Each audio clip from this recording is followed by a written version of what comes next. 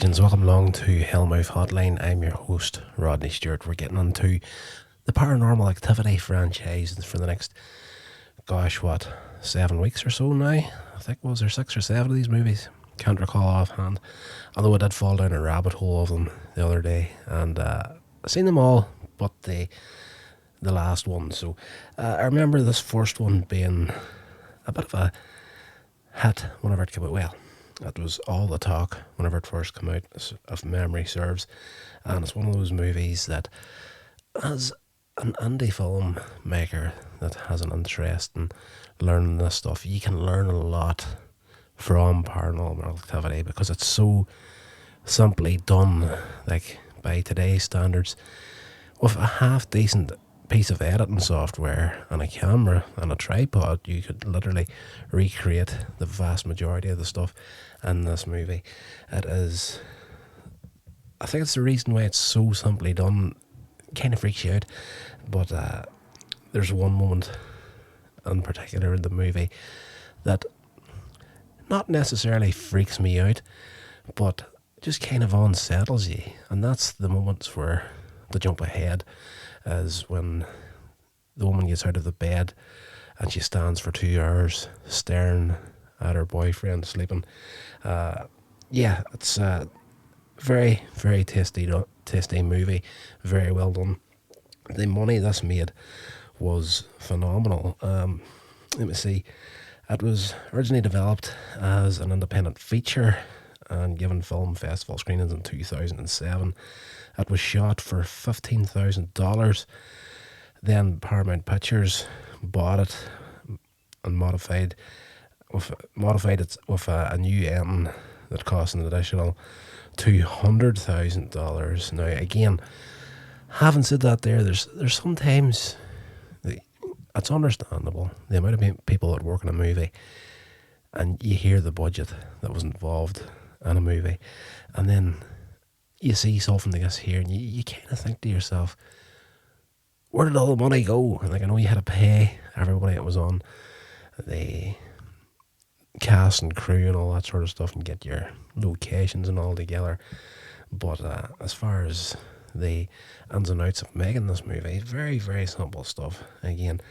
But I'm not going to get into the budget of these sorts of movies, but it made money back. Now, they pumped, as it says, an additional $200,000 in there. It was given a limited US release in 2009, then a worldwide release of October of that year. It earned nearly $108 million at the box office and a further $85 million internationally for a worldwide total of $184 million. So made decent money back. As I say, like, these guys pumped a mess load of 200,000 into it, but $184 million, you've got a potential franchise on your hand at that point. But the basic premise of the movie, very, very simple.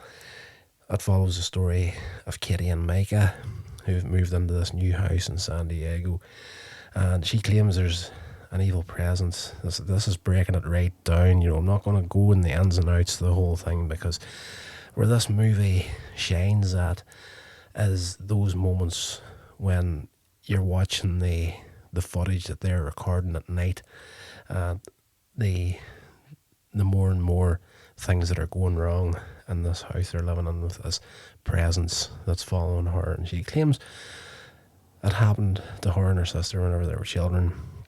So Micah, he sets up a camera in their bedroom to record the paranormal activity that occurs while they sleep. So the whole movie itself it's found footage, essentially. At the end of the day, everything you see in the movie is filmed on this same camera, and that's great. Eventually they get this psychic Dr. Fredericks to come and visit her, and Kitty is following him in on the whole thing. Micah, early in the movie, he was skeptical until he started hearing the noises and seeing things happening in the house as well.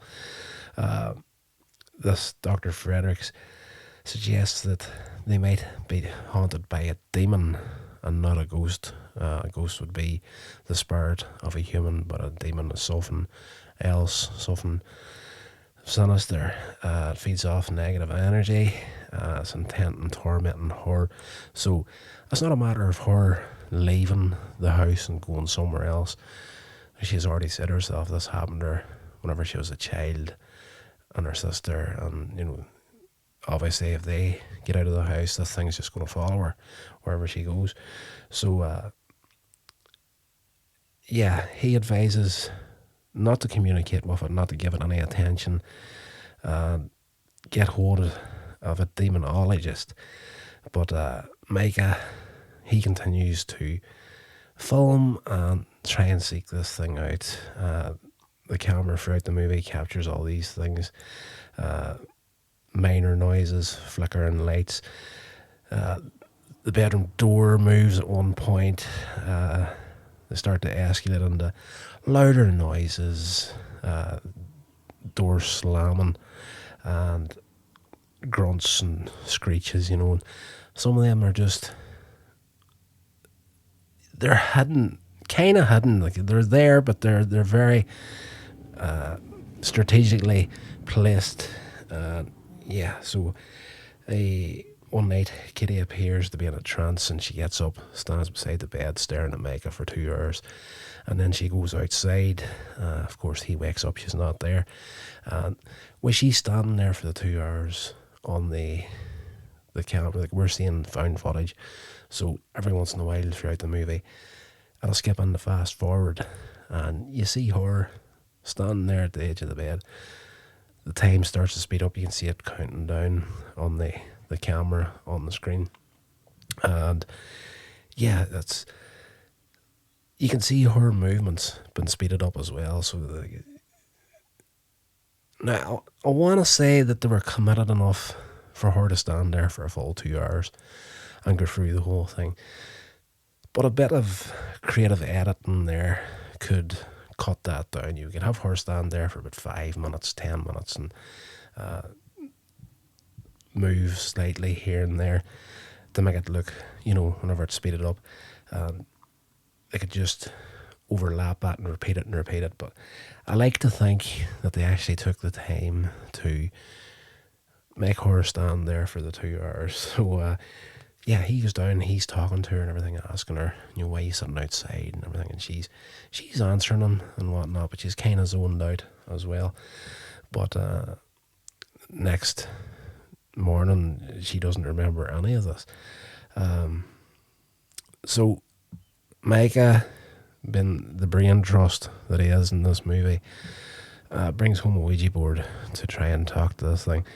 Something she expressly told him earlier not to do, and he shows up, of course, in the whole YouTube vlog style, switches the camera on, pops up in front of the screen like, look what I've got, sort of thing. So she comes home, freaks out, the argument starts, and she leaves with him following her, so off they go, but the camera's left in the house. The camera starts to record an unseen force moving the board's pointer, different letters and whatnot. Then this thing catches on fire. They come back to the smell of smoke in the house, and they see all these scores on the Ouija board. She's increasingly aggravated by Micah's behaviour and pleads with him to contact this demonologist that the cyclic guy had recommended. But he's been putting this off. As I say, even whenever the big stuff starts to happen, he's still sort of like, oh, let's sort of play with it, sort of thing. But he's an asshole. But anyway, he's refusing to get in contact with this guy. One night they find non-human footsteps whenever he puts baby powder out in the hallway. The path leads to the attic. Whenever they go up there to check it out, there's a burnt photograph of a young Kitty in the attic, and they work out that this was right above her bed. So she did say earlier in the movie that the house that her and her sister was in burnt down at one point, so she thought all her childhood photos had disappeared, and the fact that this photo is even in their house is impossible. But as we go through the movies, everything starts to line up, and you eventually find out where this photograph came from. But it makes absolutely no sense to her in this movie with the history that she recalls. So she's freaked out in a major, major way at this point. So outside intervention is unavailable, as this demonologist, whenever they finally do try to contact him, he's out of the country, so they call Dr. Fredericks back, and he's afraid of making the demon angry. As soon as he walks into the house, he feels that the vibe is all wrong, and I can't be here. Like, if I stay here, it's just going to make things worse. So he's no sooner sets foot through the door, he turns and walks off on them again. We're hitting night 20 at this point, and one of the best effects in this film, I love it, is when Katie is pulled out of the bed by an unseen force and she's dragged down the hall and the door slams. Now, I have 100% worked out in my head how I could pull that visual effect off, but I could never get anybody together to give it a shot. I would have loved, and to this day, I would have still loved to have tried that effect myself. Somebody getting dragged out of the bed by something that you can't see. Tasty effect. Very, very well executed in this movie. It looks amazing. Micah runs out, manages to pull her away from this force that's dragging her towards what I assume to be the attic, heading that direction anyway.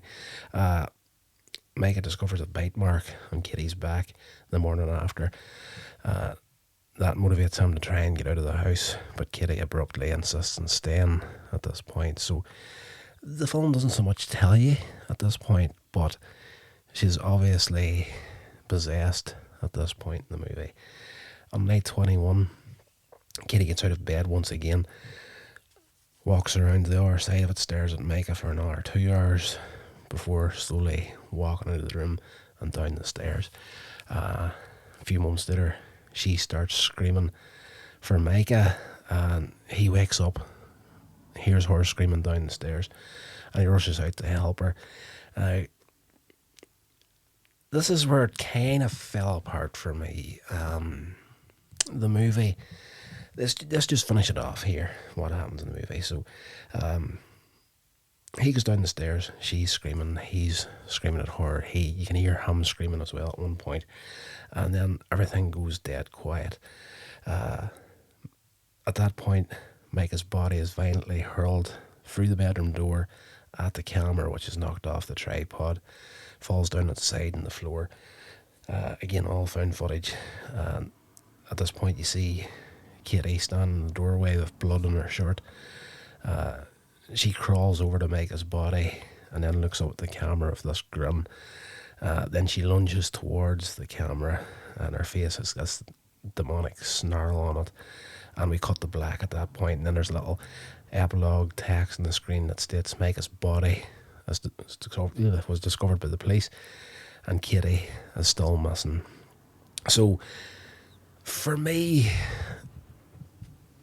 that ending, I think, in my mind, could have been done a good bit better. Like, I enjoy this film. I've only watched it a handful of times, mind you, but the stuff that they pull off with the paranormal activity that's going on in this house, like the doors slamming and whatnot, and footprints appearing on the floor after something invisible has stepped in powder, it's fantastic. It's all good stuff. But that last effect where he's you can see the doorway of the bedroom, it's night time, so you don't see much detail out in the hallway. So the next thing, you just see him coming backwards and towards the camera. And for me, that was the one effect right there that kind of killed it. I kind of wish they had have done something a little bit different than that, and actually, thrown him towards the camera at the end. But again, that's just me. Like everybody's got a different opinion on a movie whenever they watch it, but that's just how I felt about it. And the bit at the end where she kind of possessed by the demon, gets down, gives a cheesy grin to the camera before lunging towards it. I get why they did it, but I just think there could have been a better way of doing it. So there was an alternate ending, and I haven't checked this out yet. I have this movie on DVD, but I've never checked the extras on it, so this might actually be on the DVD. So there was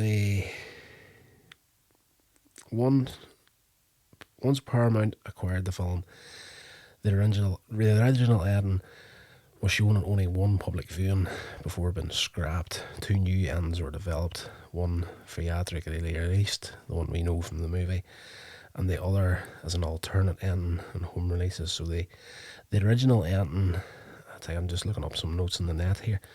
The original ending to the movie was Katie returns to the bedroom alone. She's covered in blood, holding a large kitchen knife. She sits on the floor against the bed, rocks back and forth. The next day, Katie's friend Amber leaves a concerned message at 2 p.m, visits the house at 9 p.m, discovers Micah's body downstairs, runs away in panic. 30 minutes later, 2 policemen enter the house and reach the bedroom where they find the possessed Katie with the knife. Seeing them, Katie suddenly returns to normal state and asks about Micah. After the attic door slams by itself, one of the officers panics and shoots and kills her. The camera fades to black as the police officers continue searching the house for the source of the sound. An epilogue text appears dedicating the film to the memory of Micah and Katie. The ending was only shown publicly at the 2007 Screamfest Film Festival and was never released officially by Paramount or Blumhouse since its acquisition. The original version of the film, dubbed the festival cut, was later leaked in various forums, which included this ending.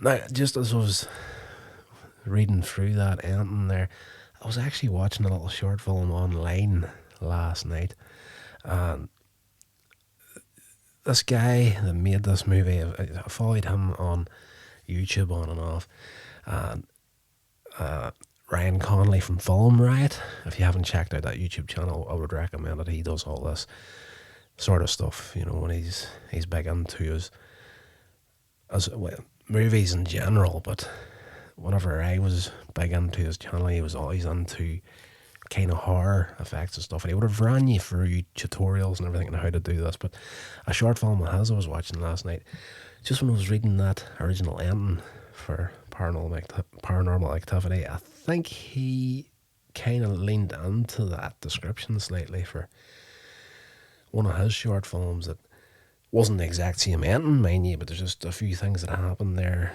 you know, the police officer freaking out and shooting her. That was similar to what was in his movie, so that just kind of jumped out at me. The new alternate ending, and I can see why this one was dropped altogether, because if they had done this one, there wouldn't have been any Paranormal Activity 2, not in the form anyway that we know it. So the new alternate ending that they shot for it was after killing Micah off screen, Kitty comes back upstairs alone, like in the original ending. She closes and locks the bedroom door, approaches the camera that we're viewing from, of course, and promptly slits her own throat before collapsing dead. The scene then fades to black. So yeah, that new alternate ending, I wouldn't have fancied that one either, because that the beauty that I found in these movies, again, I fell down the rabbit hole of them, and I think there's 6 of them I watched. The character of Kitty appears in some shape or form in all the movies. Yeah, so as you're going through and you see the way they take this, it is, you know, a lot of the movies aren't great, I'll say that now, but, you know, the way they do something fresh with each movie and then kind of tie it into the bigger storyline of Kitty woven throughout it is It's very well done. Like, I have to say that there. I really did enjoy that aspect of these movies. But anyway, that's it for this episode. I just wanted to get into. I couldn't decide really what to do for the movies on the Friday uploads for Hellmouth Hotline. So now that I'm thinking about it, I could have done the Hellraiser movies. I should have went through them first because they're classics. Once we get through the Paranormal Activity movies, we'll do the Hellraisers, I think. Anyway, that's it. I hope you enjoyed this episode. If you did, please give it a little love by giving it a rating review. Forgive me for tripping over my words in a major way. I'm not feeling well tonight. So share it along, follow, rate, review, all that good stuff. If you happen to be listening and watching this on YouTube, the reason why we just have the podcast background here is because I'm just too lazy to turn a camera on for the podcast. This is something I like to do when I can do it, and I can't be bothered putting clothes on to sit and do the podcast. So it is what it is. Right, that's going to do it, guys. Hope you're keeping safe until the next episode. I will stay safe, and I'll talk to you all then. This has been a production of Coins Age Media. Thank you so much for listening.